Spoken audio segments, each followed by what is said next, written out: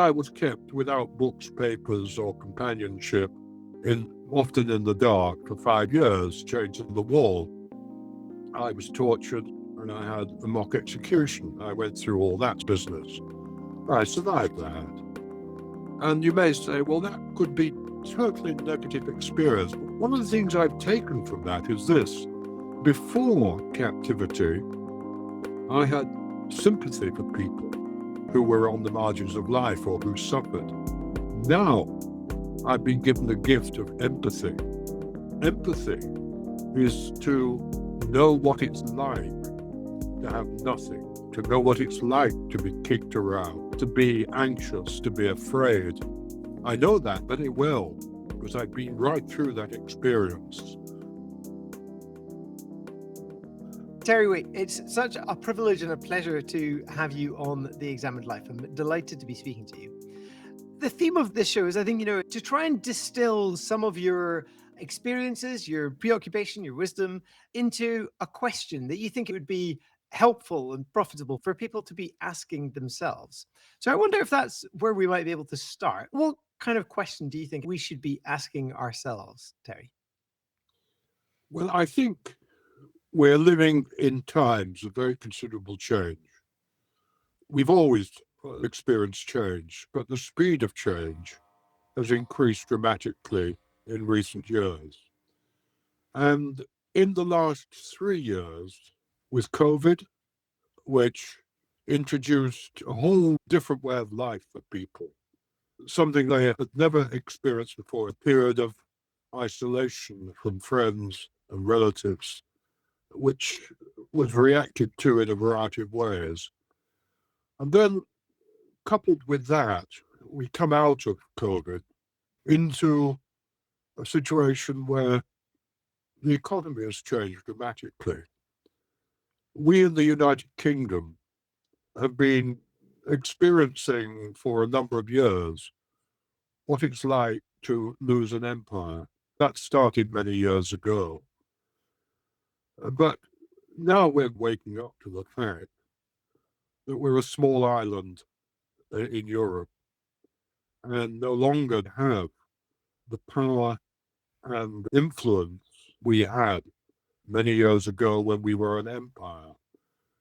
Sometimes we're still behaving as though we have that power and influence when we don't. So that's another great change. Another change which is affecting us, and in some instances detrimentally, is the rapid pace of technological advancement, particularly with the internet and various forms of electronic communication and automated communication. Let me give a practical example. I've been in conversation with my energy supplier because of incorrect readings, but when I correspond, it's quite clear that my letters are being answered by a machine which can't punctuate properly and which can't spell properly.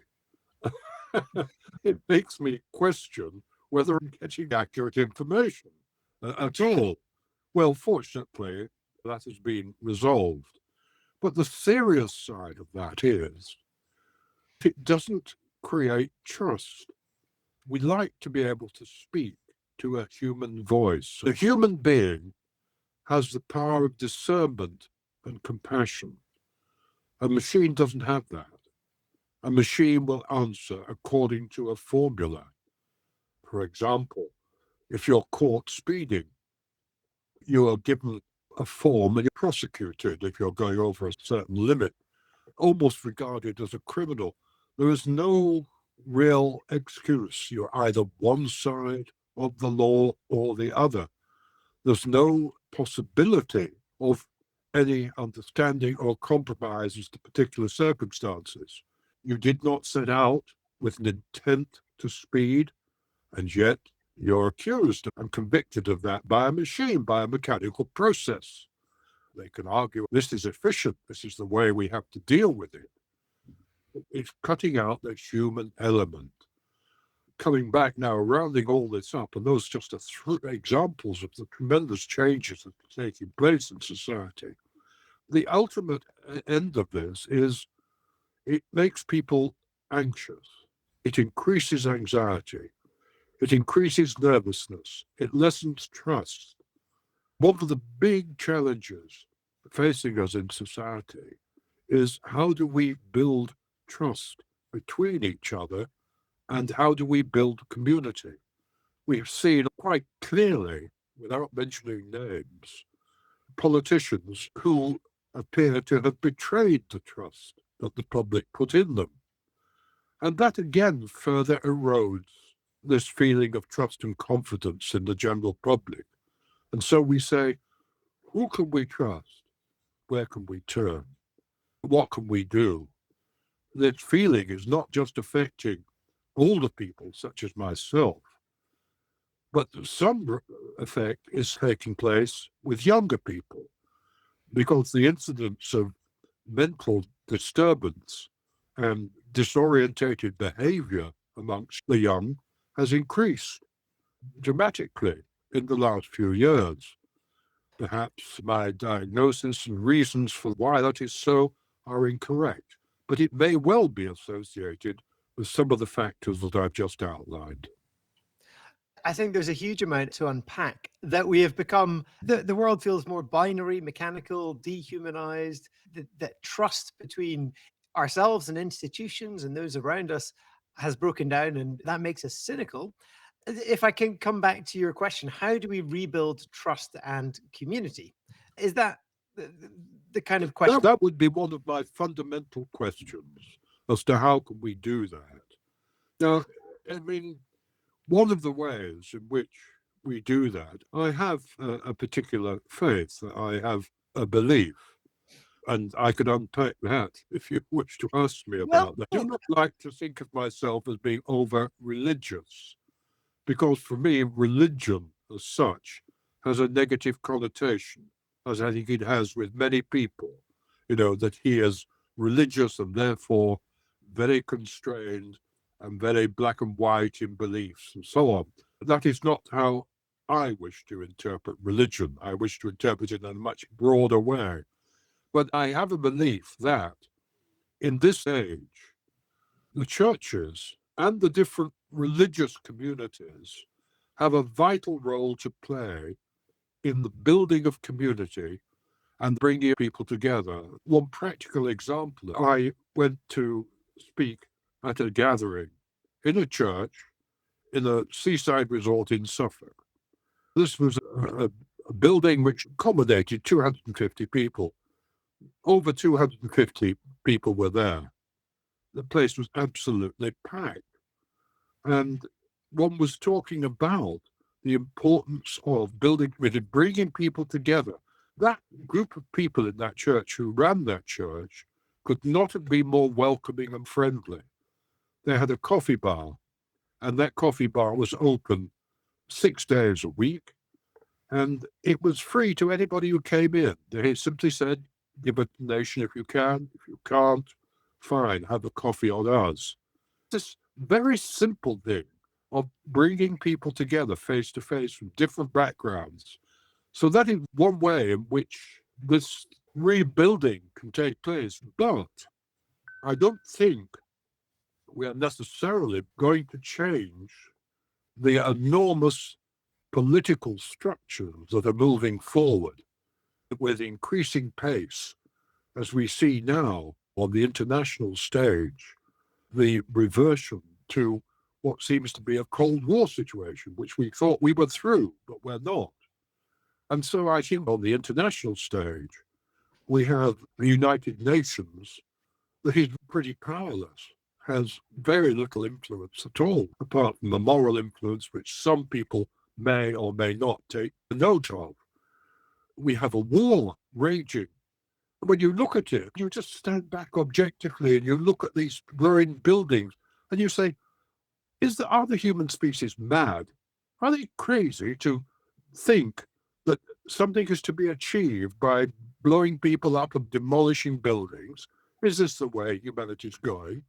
And then you genuinely can ask yourself, and I think it's a very pertinent question, a very difficult one to face, but are we, in fact, as a human species, agents of our own destruction? And are we heading quickly for that route that we destroy the species by our own stupidity, by our own raping of the environment, by our own behavior? Are we, in fact, doing that? These are very important questions, I think. And how do we tackle them? How do we deal with them? One way is to have in positions of influence and power in the world, and that means through political life, people who have the vision, who have the moral standing, and who have the spiritual depth. I don't mean religious depth, but spiritual depth to help guide the world through this particular period of crisis. I wonder if we could press into this crisis of trust as one of a number of root problems with where we're at the moment. I've read your book, Taken on Trust. The biography you wrote alongside stories of your 1,763 days in captivity. Maybe we could start with the title. Do you want to unpack for us why the value of trust? Trust seems like it's been a significant theme in the way that you've lived and where the concept of truth and trust has taken you. Might we begin with why trust is so important and how it's been important to you, Terry? Well, I did entitle the book Taken on Trust because I was in a situation where trust was broken. But let me just, for those, many people will not know this story, so let me tell it briefly. For all my life, I have had a concern for those who are marginalized in society, for the outcast. I think that now I'm older, I can reflect on that. I think that stems from the fact that my father, when he was a young man, was brought up during the years of the Depression, when his father's business failed, when he himself had to leave home and was homeless, found himself in very dire circumstances. Later on, he was able to get through that and pursued a successful life, although he was always wounded and scarred by those early years. I think my concern goes back partly to that, of concern for those on the margins of life. I became involved in various works around the world, working to enable people to have a better form of life, always from a church base. I'm not a clergyman. Many people think I'm a clergyman. I'm not, although I have received letters addressed to Archbishop. I was recruited by Robert Runcie, who was Archbishop of Canterbury, to be his advisor on international questions, international affairs, to travel with him and to work in different parts of the world. I'd already had some experience of working for the release of hostages because as a younger man, I was with my wife and family in Uganda, and we lived through the Amin coup, which was a terrible time. And I was able to facilitate the release of some people from Amin's clutches. I went to Lambeth. I was able to secure the release, or help secure the release. I don't think any one person is always totally responsible.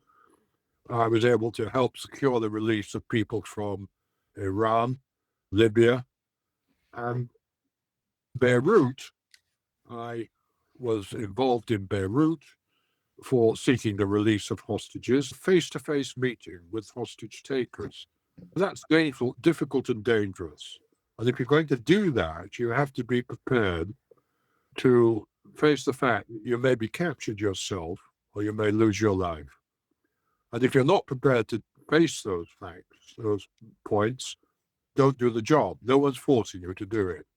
But if the worst does happen, then take the responsibility yourself. Don't blame other people. You've put yourself there. You must take responsibility for that.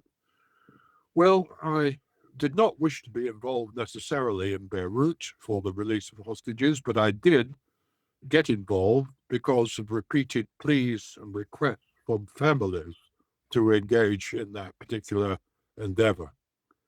I went out to Beirut. I was able to help with the release of a couple of people, and then trust was broken because it appeared that I was complicit with arms dealing, which was something that was being engaged in by the American administration with Iran. And the basic story that became known as Iran-Contra. Iran was fighting the Iran-Iraq war. Iran also was supporting the Hezbollah in Beirut. The Americans came along totally without my knowledge and said to Iran, if you will pressure your clients in Beirut to release hostages, we will supply you with weapons. Weapons were supplied, limited number. One hostage was released. That was just one hostage. This news was meant to be kept totally secret. I knew nothing about it. But the information was released by a dissident Ayatollah and became public knowledge. It was in the papers. And my name was linked with it because I was involved in the hostage release business in Beirut. And it appeared as though I was, in fact, complicit to arms dealing, which is something I've always said I'm dead against, and the church is dead against.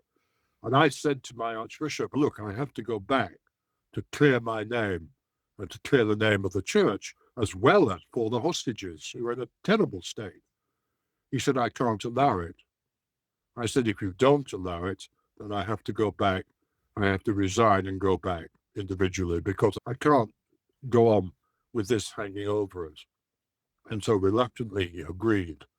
I was told when I got back that I was welcomed. I was told that I could now see the hostages, whom I'd never seen before. I'd only had communication with their captors. And I could see them because one was ill and about to die. And I said, well, if I come and see him, you'll keep me. And they said, no. And I had to think about it. And I decided that I would trust him and I would go. And I went. And of course, I was captured and spent 5 years in total solitary confinement, simply because they thought, quite wrongly, that I was an agent of the American government and that I had secrets which I could tell them, because they were puzzled at the time as to what Iran was doing in relating to the United States of America. What was the relationship there? What was happening? You know, America provided a weapon. What was going on more? And they wanted to extract this information from me. I knew nothing about that. And so that was that. I was there. And there, I put my trust in people.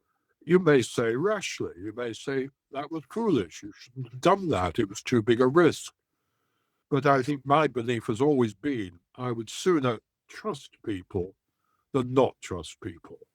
And if I'm let down, I have to take the consequences for that. That is why I've never complained about my captivity.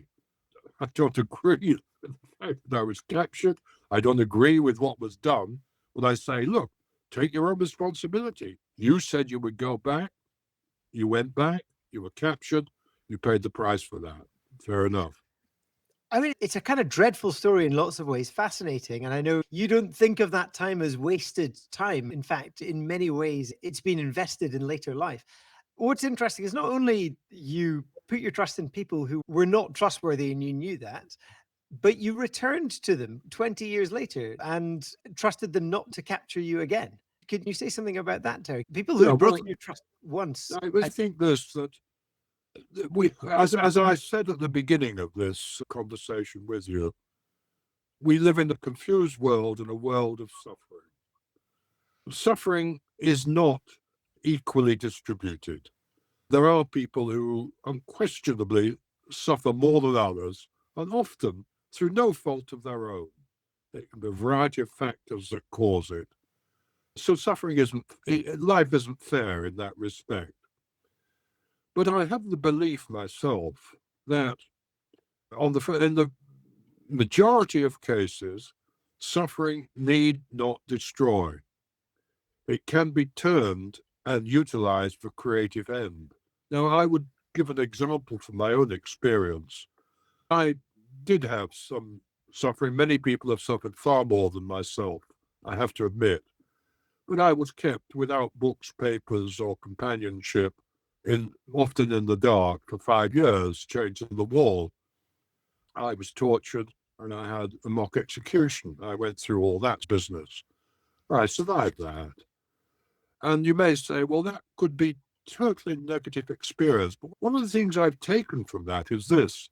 Before captivity, I had sympathy for people who were on the margins of life or who suffered. Now I've been given the gift of empathy. Empathy is to know what it's like to have nothing, to know what it's like to be kicked around, to be anxious, to be afraid. I know that very well because I've been right through that experience.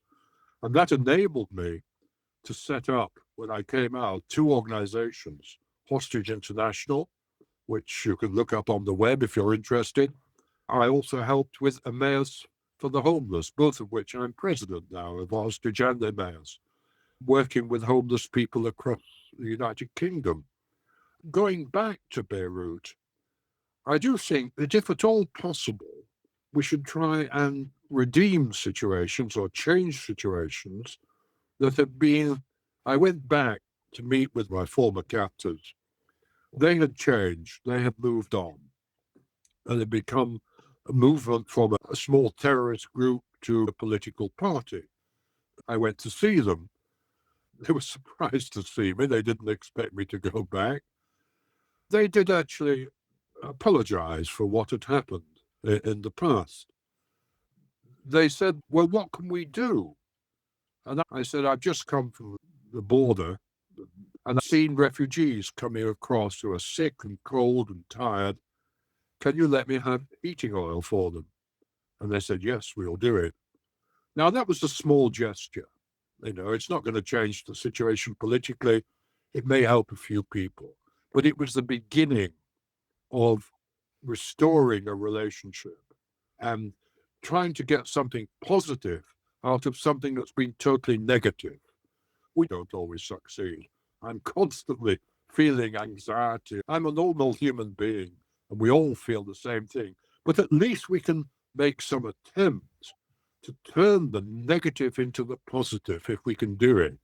And it can be done in a variety of situations. The question we thought we might talk about is it possible to turn my suffering into something creative? And I feel like our conversations has gravitated towards that question. Could we press into that? In a sense, what you're talking about is how to be a good steward of your suffering. Would that be a fair way to put it? We're all given some measure of suffering. And as you say, it's far from equally distributed. In fact, it's grossly unequally distributed. But it seemed quite quickly into your captivity, you decided you weren't going to feel sorry for yourself, although all agency had been kind of taken away from you. You did have decision over how you were going to think and how you were going to experience the ordeal. It's what I think Viktor Frankl says is man's last freedom, how you decide to respond to a situation where everything else has been stripped from you. Would you be able to tell us something about that? How one responds in the moment of suffering, and then we can think about how it's invested in later life. Well, there are a number of ways I could answer that. When I was taken and told I had 5 hours to live to be executed, I said to myself 3 very simple things. You have the power to break my body, and you've tried. You have the power to bend my mind, and you've tried. But my soul is not yours to possess. In other words, I had an identity and a soul. If you ask me for a definition of soul, I'd be very hard put to give it. I don't think it's very easy to do so. But somehow, that soul, the essential, someone said to me the other day, they'd just been, someone very close to them had died, and they'd been there at the time. And he said, when that person died, and I looked at the body, it was quite clear that something had gone. That was just a body now. Something essential had gone. Now, where it had gone and what had happened, who can tell? That's the mystery of life. Life is a great mystery. And one of the things that religion should not do is try and say to people, oh, there's no mystery. We have a complete answer to that. That's not it. Part of the journey in life is to go more deeply into the mystery that lies within and beyond. Once you've solved that, there's no longer mystery. So, we have to, but having with that, you cannot possess me completely. That's one thing you could say. The other thing I would say is this: in normal circumstances, because that was an extraordinary situation, an extreme situation, I meet many people. Many people come to see me and discuss and talk. Currently, I'm seeing somebody each week. I should add that I'm no maid. Am I a psychotherapist or a therapist? I'm just a person, just me.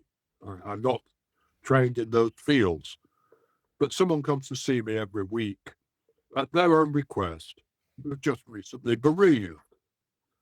And the other day they came, and they'll be coming again in a few days' time, looking very drawn and pale and strained, and sat down, and for an hour they just talked, and we just exchanged, and I listened mainly.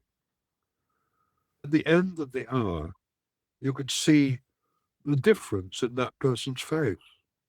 Something had been lifted from them. Well, what does this say? It goes back to what we were saying earlier about the way in which we need to be able to build trusting community, listen to each other, share with each other, trust in each other. All those things are premium at the moment in society. And that is another way in which we can make something of suffering. We can share our suffering. If it's physical pain or mental pain, they're both equally unpleasant and difficult to deal with. I don't minimize them, but I think if we can share, if we have that capacity and that ability to share with somebody in community, that is one way of dealing with it. I did not have that luxury in captivity. I had to bear it myself. But when I came out, I was glad that I could share that experience with others and be fortified by the resilience of other people. There was in your book, you speak of a friend who suggests that you went into hostage negotiation to release yourself from captivity. And there was a kind of inner journey that took place. Do you recall that bit of the book? And do you think there Oh, was. yeah, I do recall that. I mean, I was my own reflections here when discussing with somebody. And I think they said to me, I was constantly engaged in this work and said, what are you really doing? Are you really trying to release yourself? And I think there was a profound truth in that. I believe this, I stand on this belief myself, that when we do something for other people, there's no need to be self-righteous about that, because frequently, consciously or unconsciously, we're doing something for ourselves. And I think that's been the case in most of my life. I don't think I'm full of altruism. I think I'm just like any other normal human being. I do have some altruistic motives, I hope, but I must recognize that often you're doing these things for yourself. You perhaps want to be seen as this, that, or the other, or satisfy some inner compulsion that you don't fully understand yet. Part of the growth process, I think, and part of the way in which we need to proceed in life is to grow to this deeper understanding of ourselves. I think there are three key points I would make. And this is something I've not achieved by any means, but I think it's worth aiming for, to be in harmony with ourselves, to be in harmony with our neighbors, to be in harmony with our environment. To be in harmony does not mean to be in unison, to be in harmony, to be in a relationship with others. There can be disagreements, but the disagreements need not be disruptive. They can be conducive to development. This is where the opposite is necessary. The Imagulkis would say the opposites are necessary for us to grow and flourish. But if they become over exaggerated, become totally negative, but they needn't be. What you say reminds me somewhat of the American writer and preacher Frederick Buechner, who in his writings, he says that one of our main tasks is to listen to our life, to pay attention to our inner landscape as much as what's going on around us. It seems earlier we were discussing the constant anxiety that lots of us feel, broken trust and so on. If we're all given some measure of pain and we're looking for harmony, I, as a teacher, but also just my own experience, we look to avoid suffering. There are many ways to try and avoid it through distraction on the internet or through addictions of various sorts, because suffering is by nature unpleasant, whether it's physical or mental, emotional or spiritual. To what extent have you found it important to be present to your suffering, face it and understand it, rather than to run from it and be distracted by other things? Well, I think we have to and be honest with ourselves, and that's very difficult. And not be, and sometimes, we've been tripped up in that by having, and how do I put this? In the past, we could have had a relationship with our parents or other persons who have seen us in a particular way and put us in a particular mold that is not really us, which we begin to believe is the real you or the real me, and it isn't.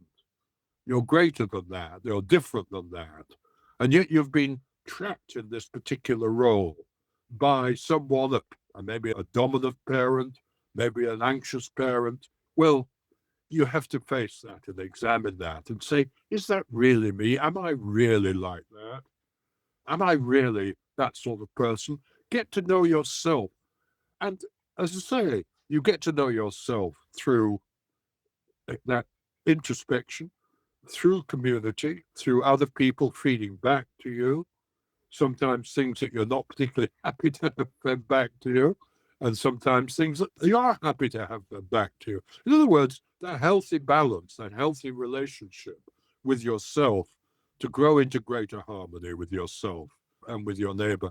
Now, this process is not being necessarily facilitated easily by some of the modern techniques and modern means of communication.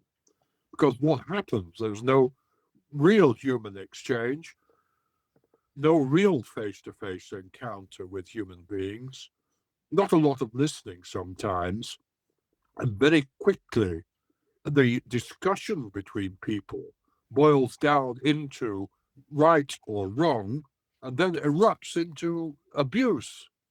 They say, I am right and you're totally wrong, and then you're abused left, right, and center, which bruises many people and wounds many people who actually perhaps on the internet are seeking some form of support, and they put their vulnerability out, and that vulnerability is attacked and destroyed because there is that, you've got to face it, there is that element within human beings which is a destructive element, which goes back to primitive days. It is there. And somehow it's been given a new opportunity and a new framework to operate through some of the modern media, which is where we have to be careful. And then you mentioned yourself a moment or two ago the reliance on artificial means of actually coming to terms with suffering through the use of narcotics or what have you. For the majority of people, it's a way to doom and destruction, as we've seen so often. There's no such thing as temporary relief for these issues. It's a lifelong process. In that process, going back to what I say about community, we need support. We need support of others. There are a lot of lonely, isolated people in society today. Given all the means of communication, it ought to be different. It isn't different. There are a lot of lonely people, a lot of isolated people. I'm speaking to you from a village. I wrote a book called Solitude. I went around and met different people in different forms of solitary existence. I met people who lived in the outback in Australia who'd never been into town for 5 years, who were totally at home and totally content with the solitude of that experience. And then I met somebody who lived in an apartment in Chicago, surrounded by thousands of people, totally lonely and isolated, because for one reason or another, they were not in harmony with themselves. They were not in harmony with their environment. They were isolated, lonely, and afraid. So all these things fit together. Absolutely. And as you say, we have so many different ways of communicating, but seldom do they seem to help us connect. And I guess it's connection that we're looking for. It seems partly that as respect has broken down, so too is trust. So when we disagree on the internet, because respect has gone, it's tribal. There's no sense of building an understanding, is there? No, it's very difficult for that to be done on the internet. Very difficult indeed. I must say, though, having said that, I'm using my iPad every day. I depend on it. If I'm cut off from my emails, I really am in difficulty because there are many people who communicate with me and with whom I communicate who only have my email address. I'm talking on a global basis. I wouldn't know how to contact some of them if I didn't have. Let's not diminish it. It depends on how we use it. But it does give an opportunity for free reign or for the free run of vindictiveness and nastiness. But then that is so in life, you know. If you are out and about and you trust people, you can be let down. It's just concentrated when we use the internet and electronic means of communication.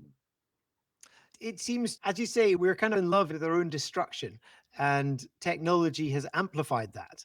That's Uh, right. it's amplified that in the way we're despoiling the environment, but also in the fractured kind of social ecology that we live within. More and more people feel powerless now and live in a rural part of England in a small village. We know very well that people need housing. But what did I read only last night? A former school playing field has been taken over for house building, and 50 trees are being cut down. Well, people in the neighborhood despair. They Mm. say we can't stop it. They say there's house building. It's house building, but it's not building community. The people who afford these houses are not necessarily the people who need them. They are people who can afford them or are moving out from somewhere, not the needy. And somehow we just got our priorities wrong. It goes back to our political structures, our political decision making in all these things. And I thought, goodness me, on the one hand, we're talking about protecting and saving the environment, and on the other hand, we're rapidly destroying it. We're destroying the country areas. We're felling the trees. Can you think of a more? Perhaps somebody will correct me on this, but the crazy project of building the railway, which is going to save us a few minutes on the journey to Birmingham from London, and in the process, costing millions and destroying acres of countryside and people's ancient dwellings.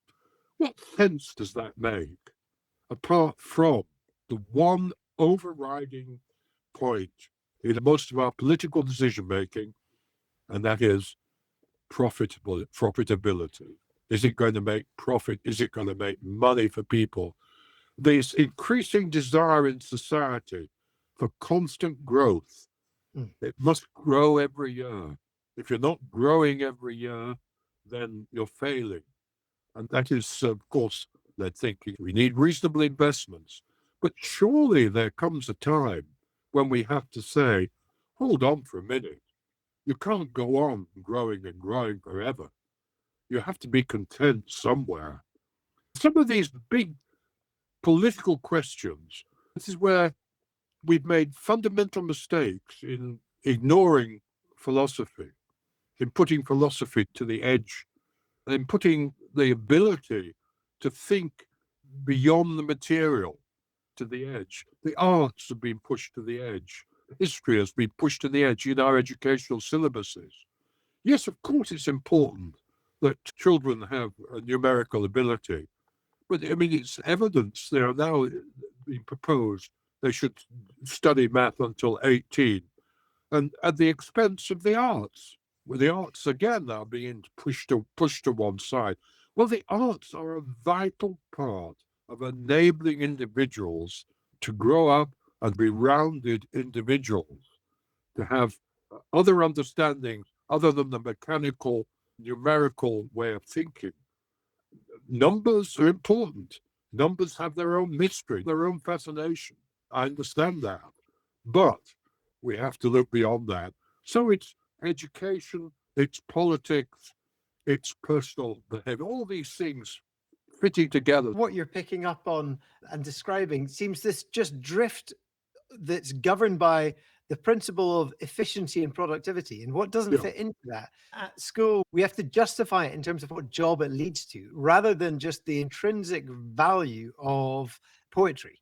yeah. I think of you in your cell in Beirut. You said that the Book of Common Prayer helped to harmonize your soul. I think there was some similar sentiment like that. Well, But you see, no, I think good language, like good music, has the capacity to breathe harmony into the soul. It's important. I'm getting letters from my energy company. Terrible language. No punctuation, no proper spelling. I'm not good at spelling. I think I have a slight dyslexia, but I do appreciate the beauty of language and the beauty of poetry. Although I've never been, to be perfectly honest, I've never been a real fan of poetry, even though I've written a book called Out of the Silence, which is a book of poems and reflection. Somehow, schools, our educational institutions, and our universities are losing what has been fundamental in education, and that is holistic education. You know, they're becoming specialized institutions, and that specialization is necessary in certain ways, but it has its drawbacks. You see that in the medical field. You go for a complaint dealt with by a specialist, and you ask him about something else related to that. Oh, I don't know anything about that. You have to go to another specialist for that. This over specialization it's rather than the holistic, it's a holistic good education. example. It seems, I don't know what's feeding what here, but as we've become more mechanized as a society, we're treating people more like machines, and That's it. they become less. We become less human, or we feel alienated from our deeper nature. Well, I think a question to ask, which I'm not necessarily giving an answer to, but I'm trying to point a way in which we may begin to deal with it, is what does it really mean to be human? What does it really mean to be a human being? What? And go back to this rather seemingly trite and fundamental questions about life. What is the purpose of it here? How are we living it? What are we giving to it and what are we gaining from it? And surely it must be more than mere economic advantage. Yes, of course, we have to make it possible for us to have a reasonable, stable economic base. But we know that our society is organized so that only a fraction of the world's population have that security of an economic base. The vast majority are living with acute anxieties, acute poverty. Totally wrong. And we can rail about it, we can shout about it, do this, that, and the other. We don't seem to make any difference. Nothing seems to change. We go on and on in the same old way. Can we really face the deep fundamental questions of life? Are our politicians willing to do that, able to do that? Because they're the ones who have got positions of power which can, to a degree, influence things and do influence things. It's no good just bleating from the sidelines saying do this, that, the other. Somehow there has to be, we ourselves have to change We have to get some of the essential principles really a part of our being and try and apply them. There's a German concept called build on. It's about self cultivation, your character. There's an idea within it that we get the institutions we deserve, as in the characters who are ruling or prescribing and shaping these institutions, that those institutions are going to be the outworking of their priorities and what they're like. And so there's a sense in which we have to start somewhere with the inner work, because the work we do in our lives is going to be flowing out of who we become. And so this question of, as we draw to a close, we should never underestimate the fact that individuals too can make a difference. They can make a difference, not just to their own lives, but to the lives of other people. And we look around us and we see, individuals who have stood up, not just to protest, but have stood up and really done something to enable this world to be a slightly more human place and better for those on the margins of life. People can make a difference. So we shouldn't despair, but we should be realistic. thank you. It's been such a pleasure talking to you, Jerry. And I feel like we've ranged over several questions. Maybe the overarching one is, what does it mean to be human? It means to trust, to integrate and face your suffering, and to be a good steward of it. We may feel impotent, but I think it was Margaret Mead, the anthropologist, said, never doubt that 2 or 3 concerned citizens can make a difference, because it's the only thing that ever has. When I think of Rosa Parks or whoever else who have done good things. So yeah, I very much appreciated your perspective. Well, thank you, Kenny. Nice to speak with you, and we'll probably meet face to face one day in electronic media. I would greatly appreciate that. I will send you whatever I come up with. I think my questions went in a slightly funny order, so I might re-edit it together so it's got a coherent narrative, and I'll send you whatever I produce and you can listen to it. I didn't ramble on. You didn't ramble on at all. No, I think it was just my questions were a bit jumpy, but your perspective was welcome. Thank you very much. Okay. Well, look after yourself. And you. Bye. Thank you. Bye-bye.